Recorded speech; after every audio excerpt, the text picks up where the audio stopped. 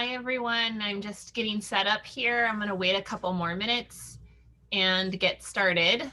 Before I get started, let me just tell you all that you can drop questions in the chat. So if you've never used Zoom before, there's a little chat box at the bottom. So go ahead and chat to me. Now let me know where you're joining us from.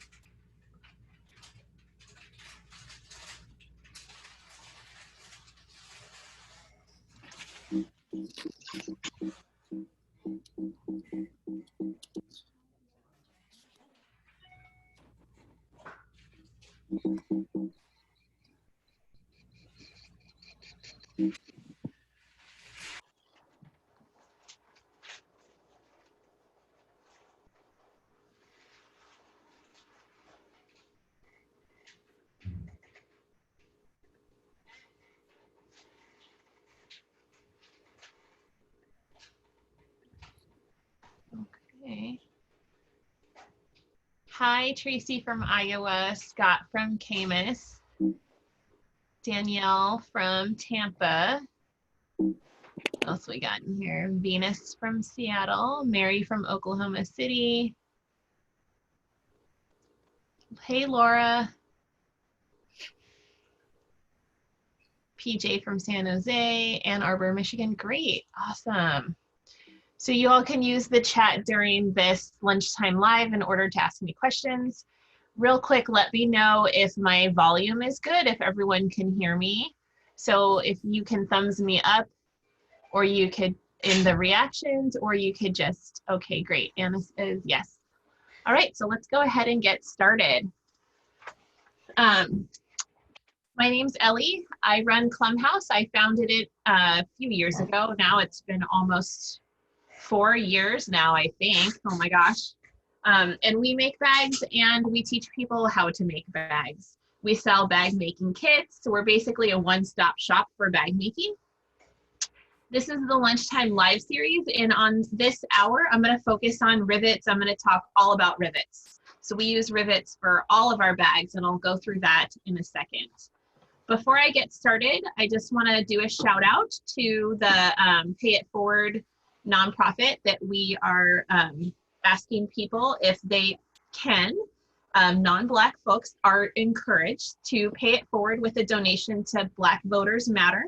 And their goal is to increase power in marginalized, predominantly Black communities and combat voter suppression. So this is really important since the election is less than 100 days away. So please donate if you're able to. We're going to send a follow-up email and there'll be links to stuff that I talk about in this live stream. If you all want, you can take some notes as we go along, because I am not maybe going to be able to send all the links as I do the live stream. But I'll go ahead and take a note and try to remember all of them before we end for the day. So I'm going to talk about the basics, like what's a rivet, the two different kinds of rivets that Klum House uses in our bags, and I'm going to talk about how to set them successfully. So I get a lot of questions about rivets because it's one of the novel things that people interact with when they start making bags. I'm also going to show you how to remove a rivet and the importance of pairing leather with rivets. So for those of you that are watching this live stream after the fact, because this will be recorded, welcome. And if you didn't get to make it, no big deal. I'll be covering a wide array of things, and I'm sure that you'll learn about rivets even as you watch this after the fact. We also are doing a special discount for folks that are joining this live stream. The discount code is Lunchtime Live. It's all caps, no space. And that's going to be for you to save 10% on any purchase through the end of August 2020. So get yourself a rivet setter or a rivet removal tool or whatever you need from our site. All right, so let me start by talking about the basics of what a rivet is. Well, let me show you some of our bags first, and then you'll get an idea of that. So let me start with our most basic bag, which is the Portsmith Tote. The Portsmith Tote is, with our kits, it comes with wax canvas, but it also comes with leather handles and rivets and some leather washers. So on our bags, we don't generally sew the leather. We attach the leather to the bags with rivets. And rivets are a really great way to get leather on your bag if you're working on a home sewing machine. So a lot of times home sewing machines can't sew through layers of leather, so we'll use rivets instead. So it's really fun to get to use rivets in your projects because you end up getting to hammer things and use all different types of tools that you don't usually have in your sewing studio. And we love that. We love empowering people to do that.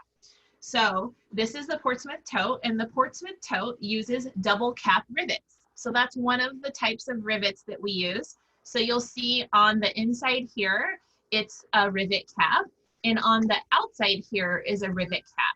Okay, so that's opposed to the other type of rivets that we use a lot on our bags, which are called tubular rivets.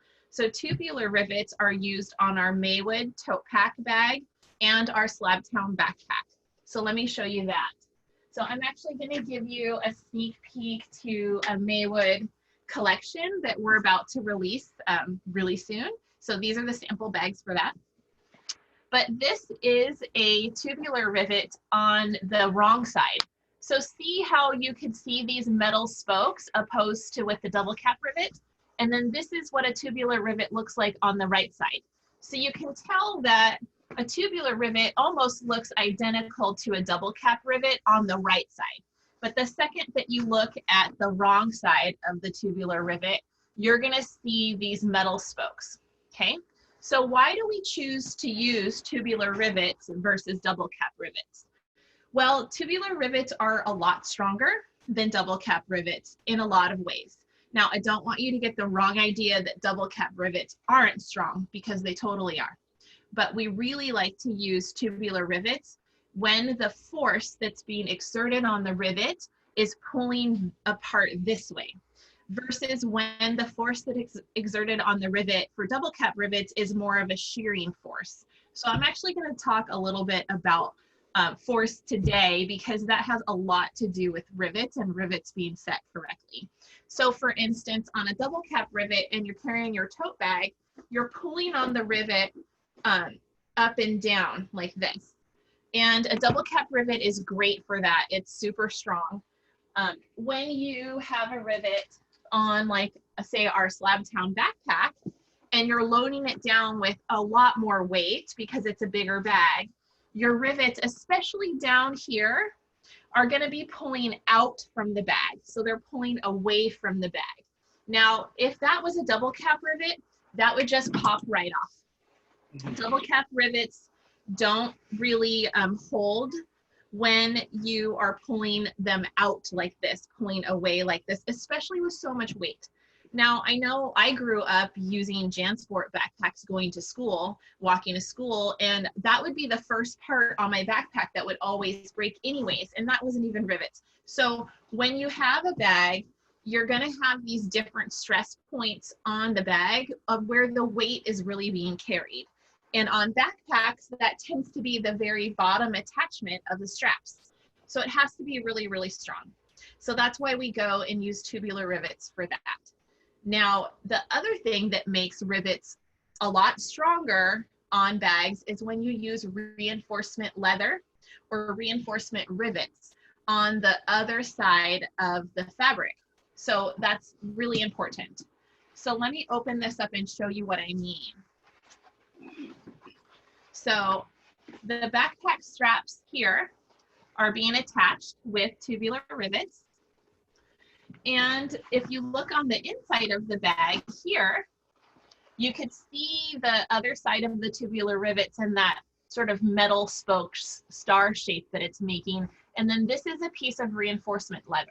So the rivets are metal, and as you're carrying your bag and your straps with those, then it will rub against the fabric over time. And as you know, you can cut your fabric and then the rivets will just slip out. So in order to avoid that, if you sandwich your fabric with reinforcement leather or reinforcement washers, in the case of the Portsmith Tote, then it's going to be a really strong rivet, because then the rivet is pulling on the leather on the inside, and the leather on the outside, and the fabric gets protected from shear and from cutting of the rivets. Okay, so those are the two things that make using rivets strong. Now, they're only going to be strong if we set them correctly. So we're going to talk about that in a second. I'm going to check my notes, make sure I'm telling you everything about it. Okay, so I'm going to go ahead and show you how to set these. And I'll check the chat and see if there's any questions so far.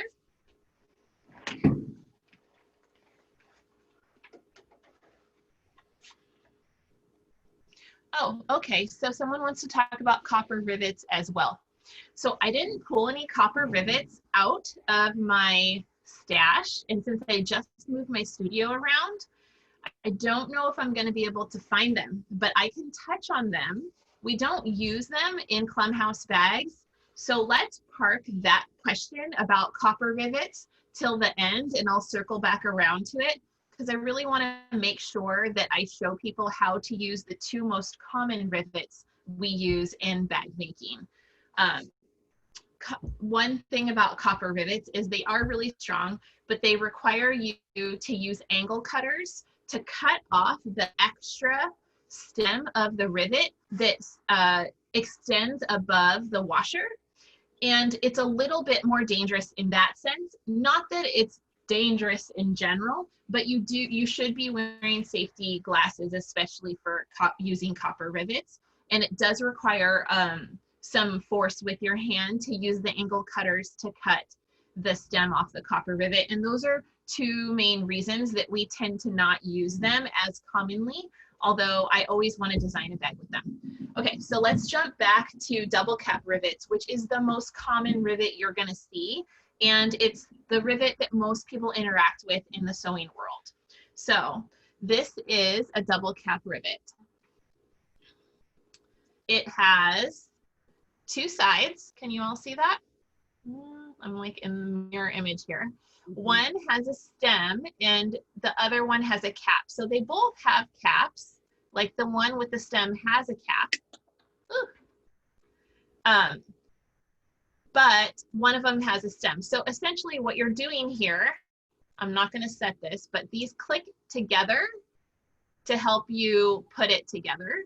And in between the two caps is going to be where you put your leather and your fabric, okay? And then you hammer it and it smashes the two caps together and it creates a set. So let's just talk about the basics here.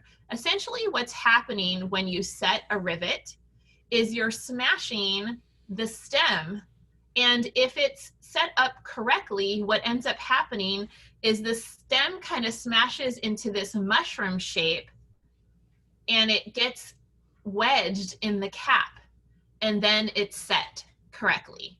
So let's zoom out and talk about what makes that happen in a way so that we can set good rivets. So say you're going to set something or hammer something, you're gonna want to isolate the force that you're using, like the force of your blow, onto the rivet.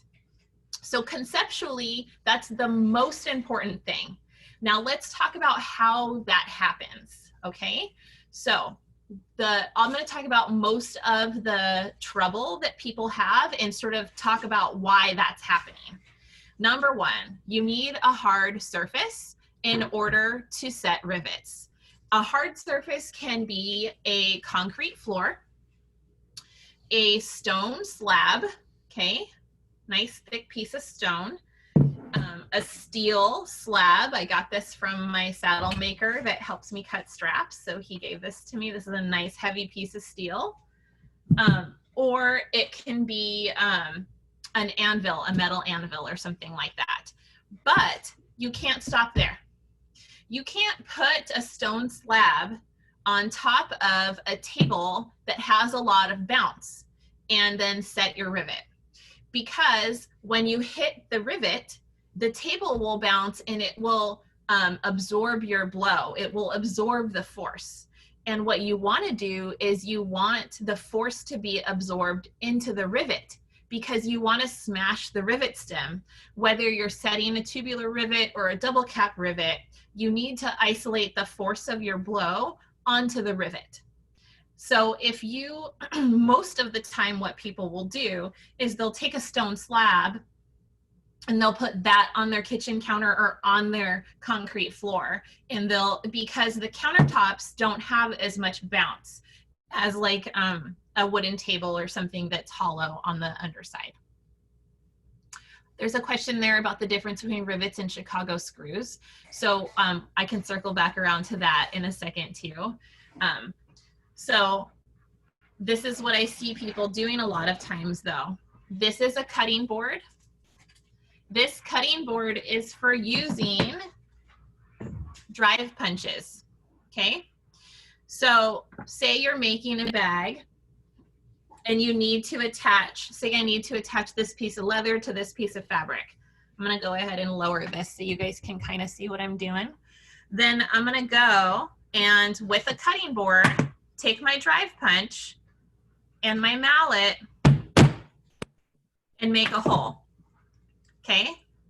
Then I'm gonna take my double cap rivet, I'm gonna put my stem through a washer, and then I'm gonna put that in through the stem through my fabric, and then I'm gonna connect my strap,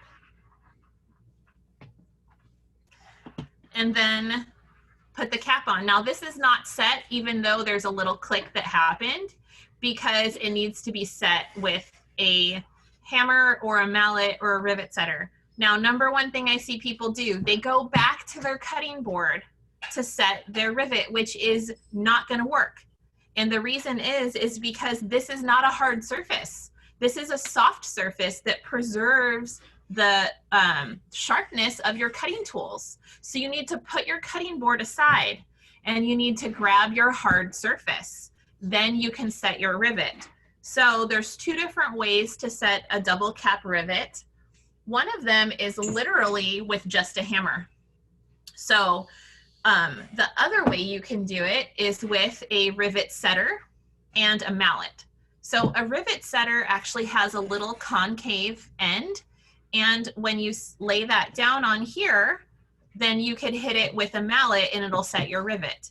Now we use a mallet when we're hitting metal tools because we want to preserve the metal tool, but we also want to isolate our force so that the blow usually comes down whatever setting tool you're using and it smashes the rivet. So if you're using a rivet setter or using any kind of metal tool, then you should use a mallet, okay? So this is what I'm going to do to set this, is I'm going to make sure that I'm on a hard surface that's also on a non-bouncy table or ground. Then I'm going to make sure my rivet is flat on my hard surface. So everything needs to be vertically aligned. Then I'm going to vertically align my rivet setter and I'm going to hit it with my mallet. Now, not all mallets are created equal. This mallet has a really hard surface, but not as hard as the hammer. These are mallets we sell in our shop, and I've found that they're a nice size and a nice weight. And most importantly, the head of the mallet is hard enough that it's actually going to transfer your blow. So if this was a rubber mallet, it wouldn't transfer my blow onto the rivet to set it correctly. It would just bounce off and all that force would be wasted. So I'm going to go ahead and vertically align this and start to coax it down. So I'm not going in really, really hard to start setting it. I want to make sure I can get the rivet to start to set down on its own into place, and then I can hit it a few more times harder. And I know that it's set because the rivet is indenting into the leather there and there. So that's a nice hard set. Now you could easily set this rivet with just a hammer too. People use the rivet setter in order to preserve the convex look of the cap. but I'll go ahead and show you how to remove this with the rivet removal tool, and then we can set it with just the hammer. Okay, questions? Does cap go on exterior or post piece side? So I actually haven't seen a difference in the way that it looks or sets if I go from one direction or another. But it's easier to set up your straps on your bag if you have the rivet post going through the washer first, and then you feed it through the bag, and then you feed the strap on, and then you connect the cap. So I've just noticed that's an easier way to put it all together. For the hard surface, where would we acquire that? Okay, so we actually do sell little stone slabs on our supply shop online, so you could always grab that from us. Otherwise, you might be able to visit like your local hardware store or some sort of larger big box hardware store and see if they have offcuts of stone countertops, like, or a stone countertop cutting place. A lot of times we'll have offcuts that they will give you too. So it just depends on what kind of legwork you want to do for that. Yes, so someone's asking about a rawhide mallet, and I have one right here. It's a split head rawhide mallet, and this would absolutely work. The reason that we don't use these as much as we use these, well, for two reasons. One, this is about a $60 to $75 mallet, whereas this is about a $35, $36 mallet. So we try to source and use tools that we think are going to be more affordable for people. The other thing is this is a smaller, easier to wield mallet, and the surface area is larger. So if you are hitting your mallet, you're just going to be able to, there's a larger striking surface there. Also, you don't have to replace the Bakelite mallet head as often as you do the rawhide mallet head. However, it just depends on what type of tool you like to use in your hand and what your budget is. Okay, so there's another question about what size are the rivets that we use on our tote bags. So we use medium rivets on our Portsmith Tote, but we use small rivets on the Woodland, and I'm actually gonna talk a little bit about how you choose your rivet size in a little bit. So let me go ahead and show you how to remove this rivet with the rivet removal tool. So let's go back down. So first of all, you need your cutting board. So put your hard surface aside, you do not need it. Then what we're gonna do is we're gonna grab our Japanese rivet removal tool, and we're gonna line up the rivet head with the hole in the tool that matches it, which is right about there. Lay that down. Take the pin punch here, put it in the center of the rivet, and then just tap it until it falls out. So that's out there. And then let's go ahead and add another rivet. And let's just do the same one. So I could show you how to set it with the hammer. Okay, now that's set up, but is this the right surface? No, this is a cutting surface. The reason I used this on my rivet removal tool is so that I didn't damage the pin punch on the rivet removal tool when it went through the rivet. So we no longer need this. We need our hard surface. Now, I'm gonna just go and use a hammer in the same way to set this.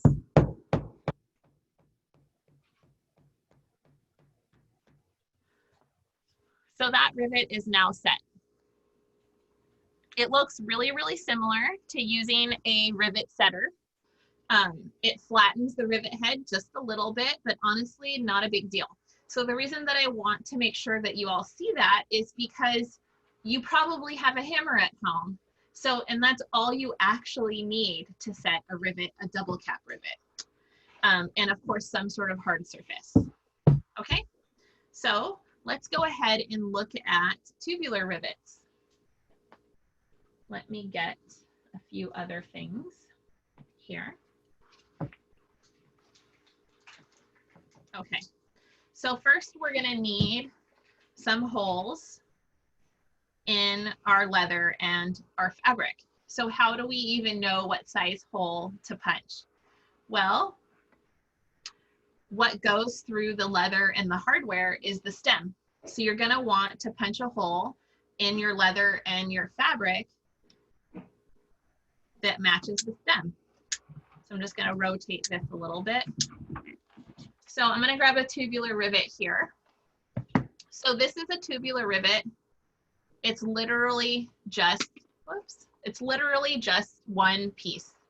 Okay, so that also tends to confuse people when they first start working with tubular rivets, is they're expecting a cap, but a tubular rivet doesn't have a cap on the other side. It just spreads the tube open like that metal spoked flower, and that's that. So when you have double cap rivets, you have two parts. When you have tubular rivets, you only have one piece. The rivet's one piece, okay? So I get a lot of questions about that. And it doesn't have two sides, it just has one. Okay, so this is the tube here. I'm like, here, I'll show you. And then what I wanna do is try and find, this is just, I mean, you could also just measure it too, but try and find a size on my rotary punch that would punch the right size for the tube. So that matches there. So then I would just go like that.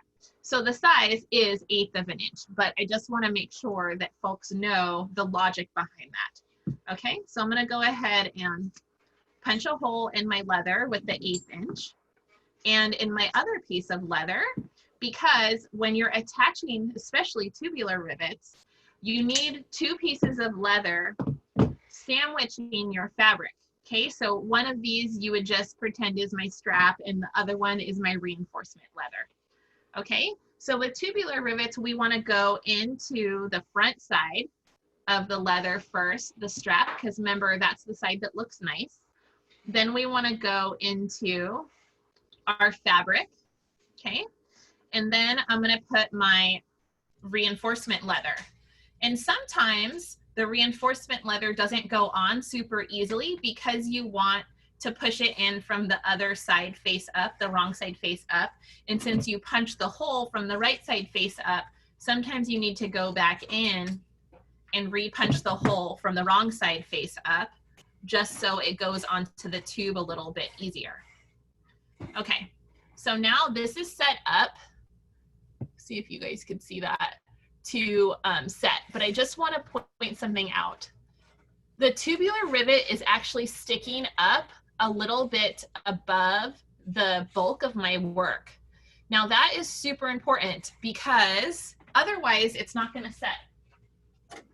So if you look right here, we need to get these metal spokes to splay out and kind of grab into the back side of the leather.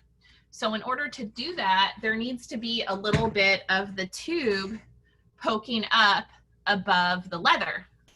So we actually have this leather and rivets guide that used to come in our patterns, and but it usually is online for free and we can put a link to. But what I want to point out about this is it's actually showing you all the things about rivets that you need to know to set them successfully. But the part that I'm going to talk about is right down here, and it's about pairing leather and hardware together. So there was a question earlier about what size rivets to use. What you actually want to look at is you always want, whether it be a double cap or a tubular rivet, you want it to stick above the bulk of your work at least a 1/16 to an 1/8 of an inch. So if you have the bulk of your work is thick like this is a 3/8 inch rivet. So I am looking at it, and at this point, you're probably not going to measure a 1/16 to an 1/8 of an inch unless you have some calipers, or you might be able to use your seam gauge. But you can eyeball it too, because a 1/16 of an inch is pretty small. But you want to make sure you see the tube or the stem extend above the bulk of your work, and that's going to mean that there's enough of that tube or stem to either mushroom out or create that sort of metal spoked flower, which is going to get a good set. Okay, so now this is set up. So the next thing I'm going to do is I'm going to grab my hard surface, and I'm going to grab what's called a tubular rivet peening tool. And the peening tool has this little star shape on the end with a little thing that juts out of the middle, and that sits into the tube here. Okay, and then you're going to hold it vertically aligned, and you're going to hit it with your mallet. Now I'm going to go in and hit it light to medium to get it to start setting. And then I'm going to hit it a little bit harder. So you all might want to mute me while I do that, because it is a lot more force to set tubular rivets than it is to set double cat rivets. Okay, so that's starting to set, but that's not set.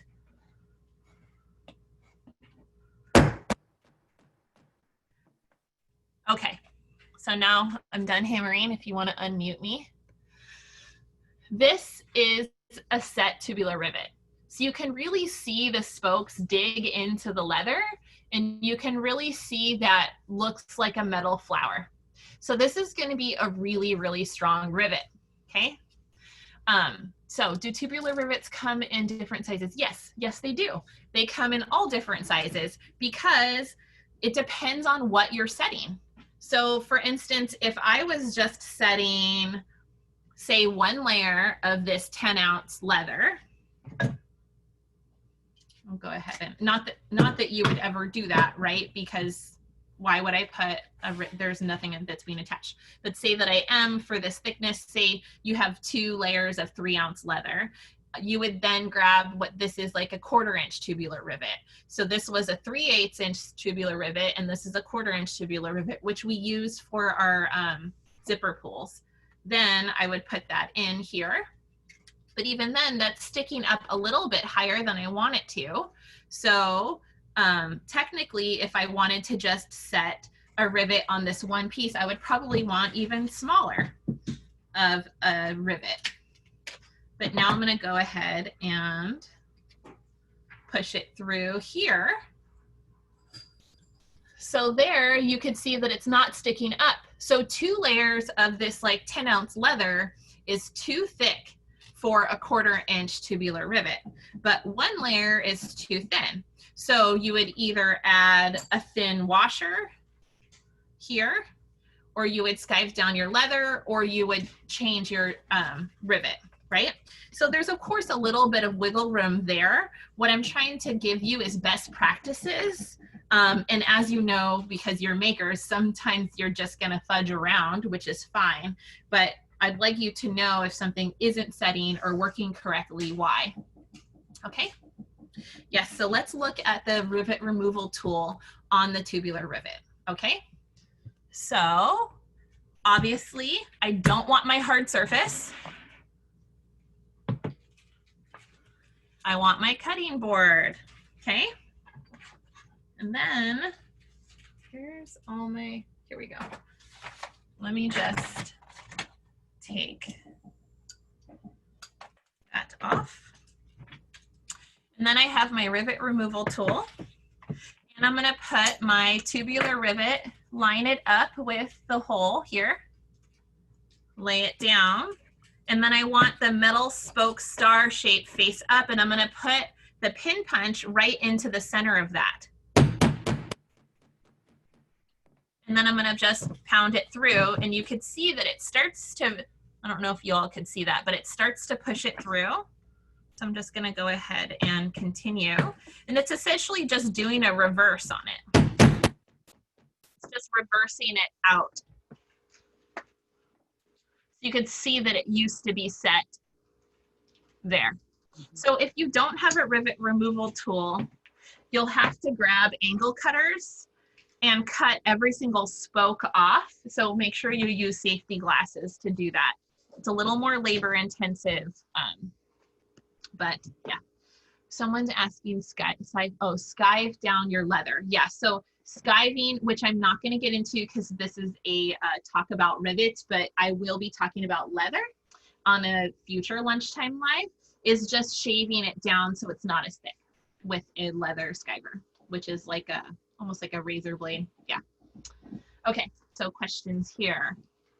Can you make your own leather washers? Yeah, so a leather washer is just a big circle of leather and a little circle of leather there. So you would just need like a 1/2 inch or 5/8 inch drive punch for the outer circle, and then you would use an 1/8 inch drive punch for the inner circle. But we also sell leather washers, or you could just cut square ones instead of circle ones with your rotary cutter.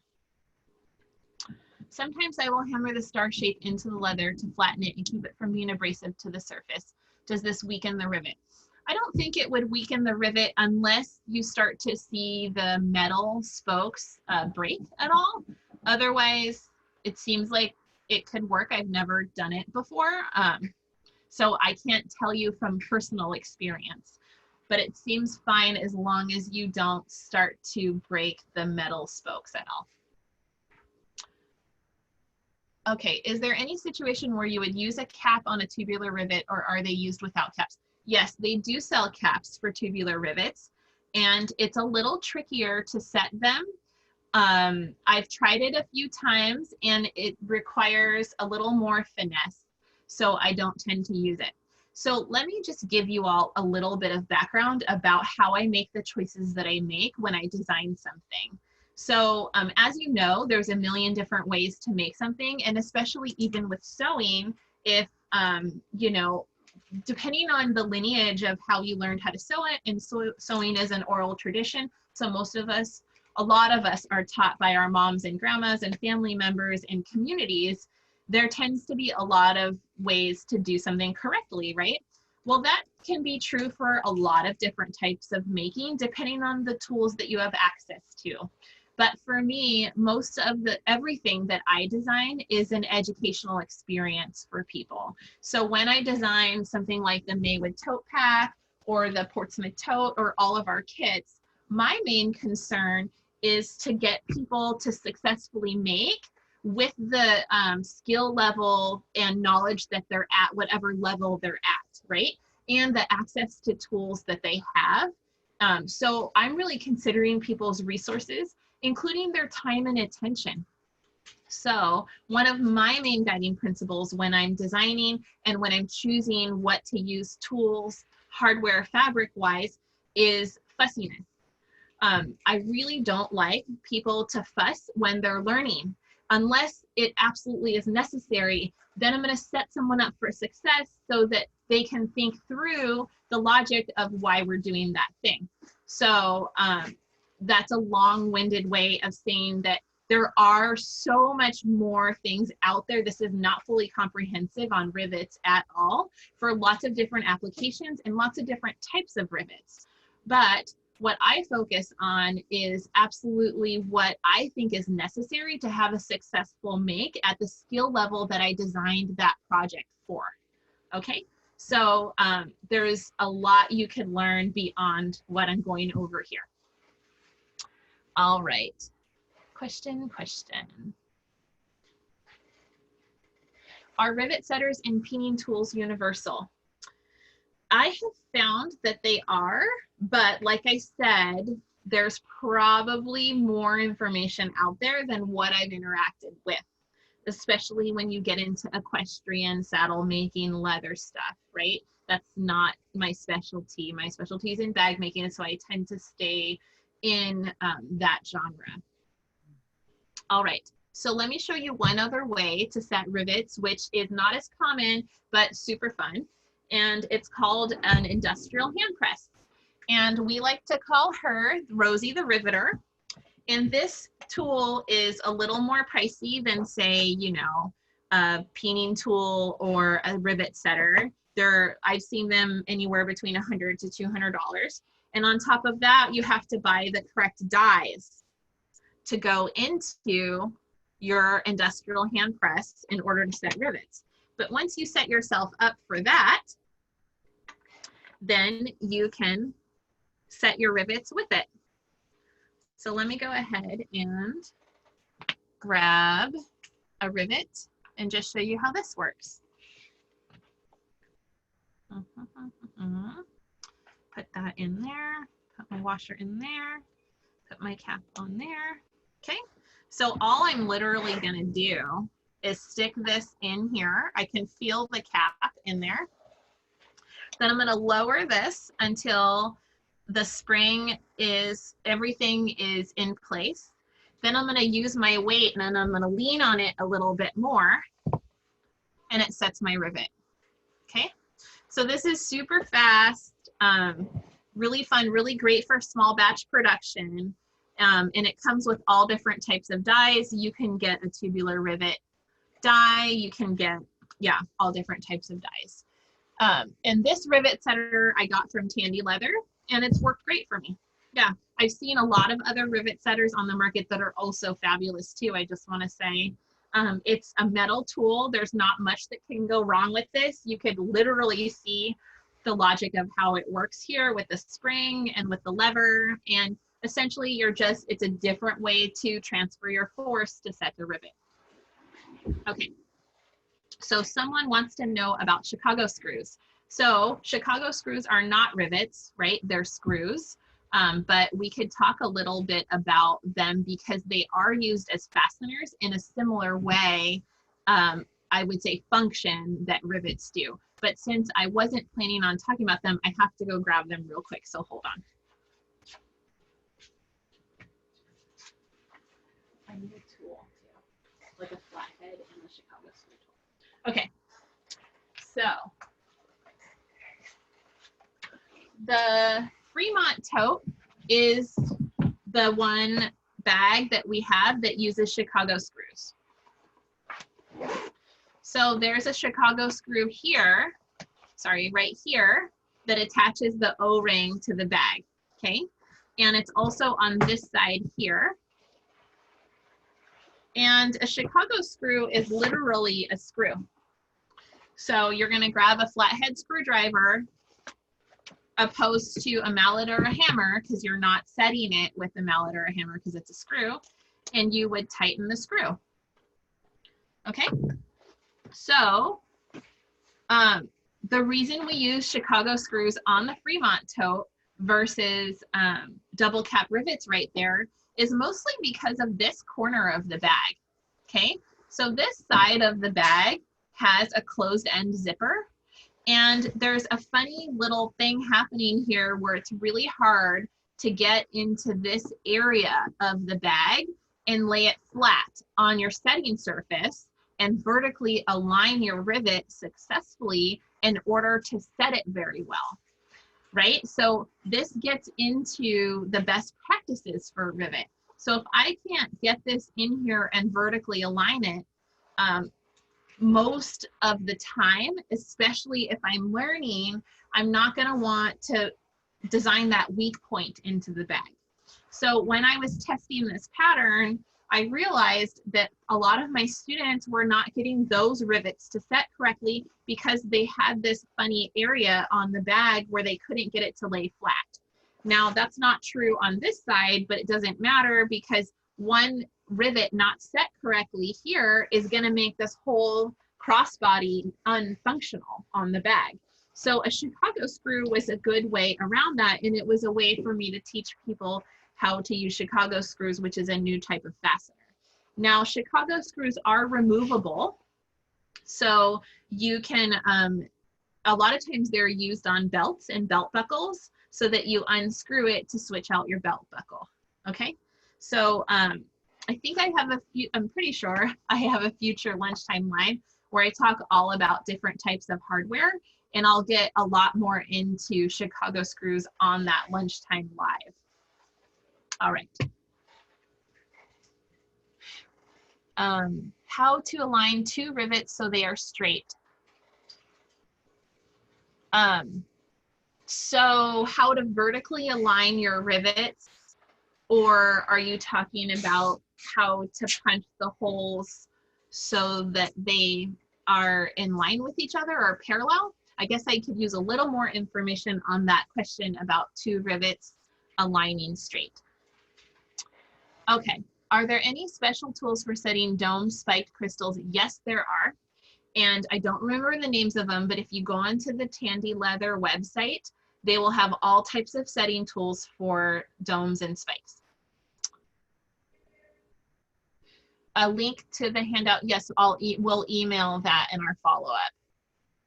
What side of double cap rivet do you hammer? It doesn't matter what side of the double cap rivet you hammer. Now, if anybody else finds in their experience that it matters, let me know. But from all of the rivets that I've ever set, I haven't seen a difference in which side to hammer. Now, I'm not saying that there probably isn't technically a difference, but from my lived experience of making bags and teaching bag making and seeing a lot of students set rivets, I haven't seen a difference, okay? All right. Let me make sure I've gone over everything and throw any last minute questions you have in the chat.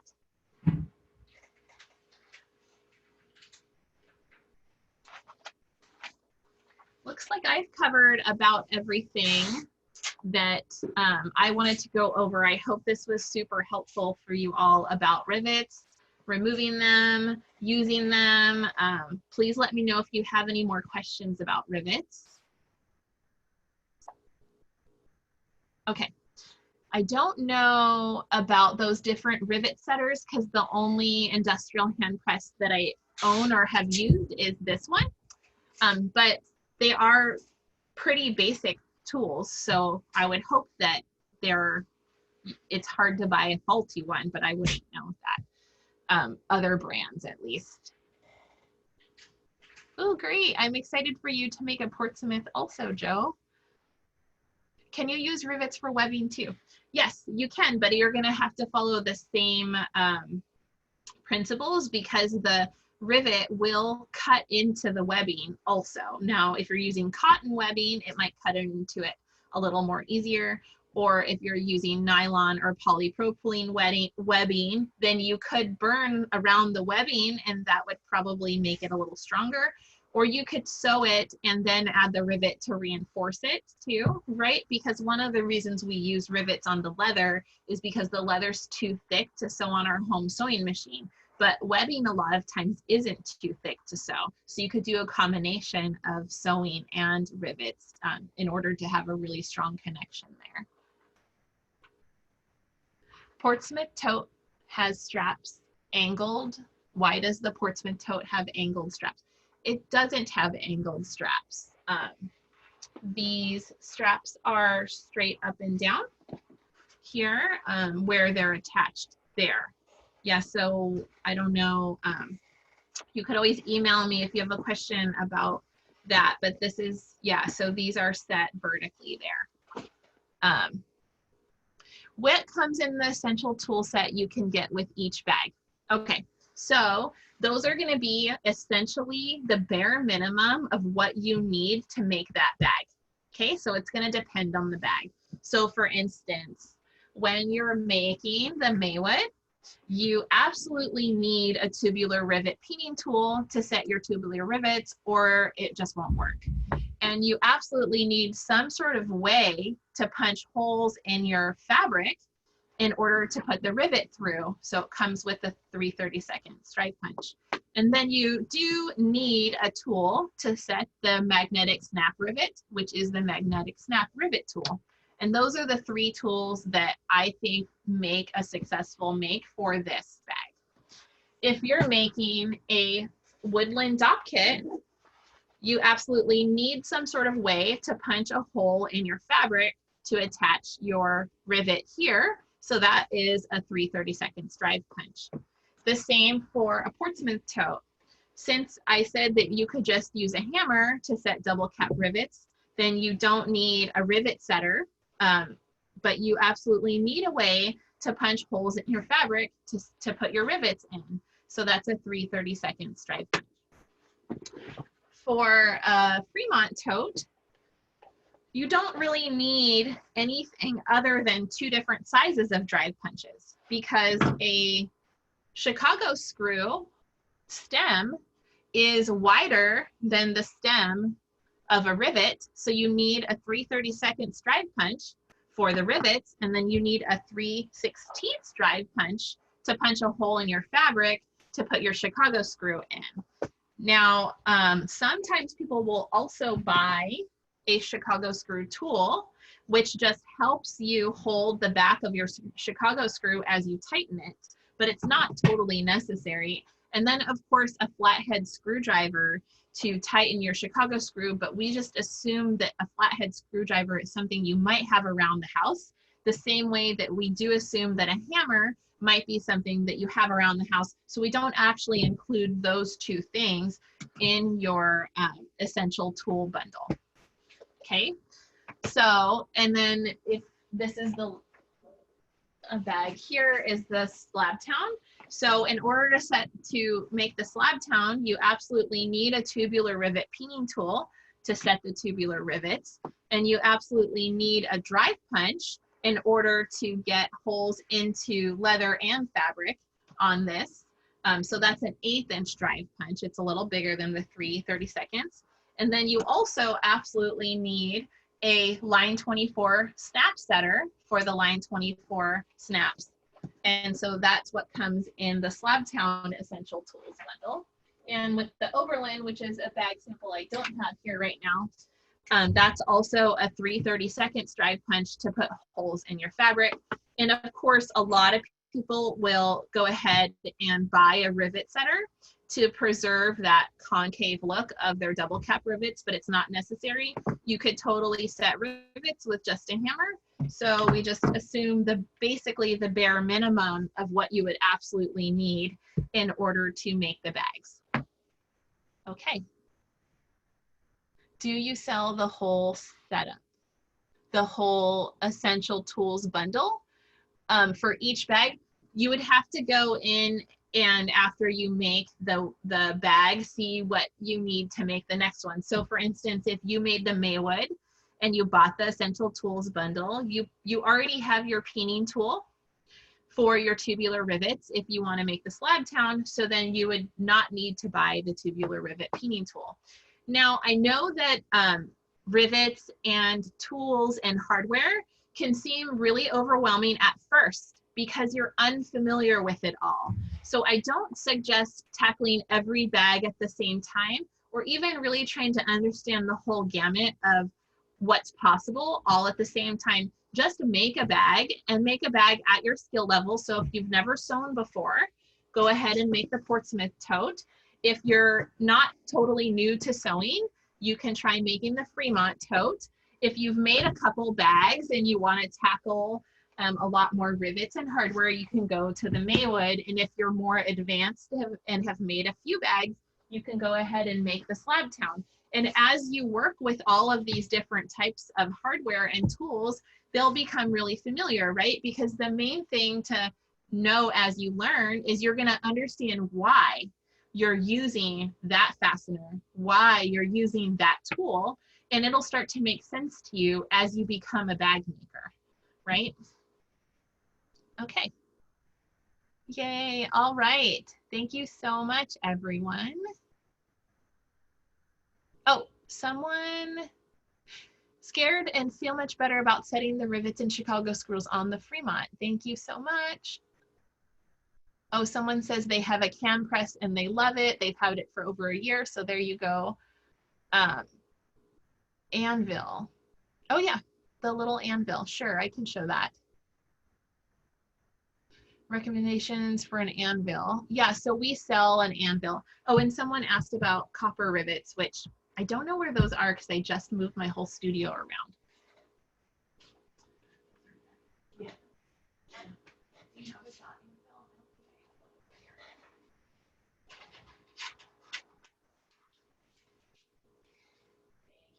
Okay, sorry about that. This is a dot anvil, little tiny dot anvil. So this is actually used to set double cap rivets, and it's also used to set line 24 snaps.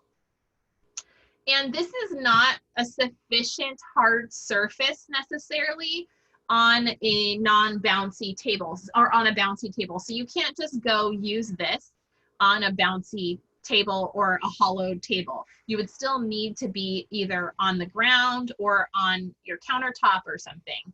But this concave area just preserves the convex side of either the line 24 snap or the double cap rivet.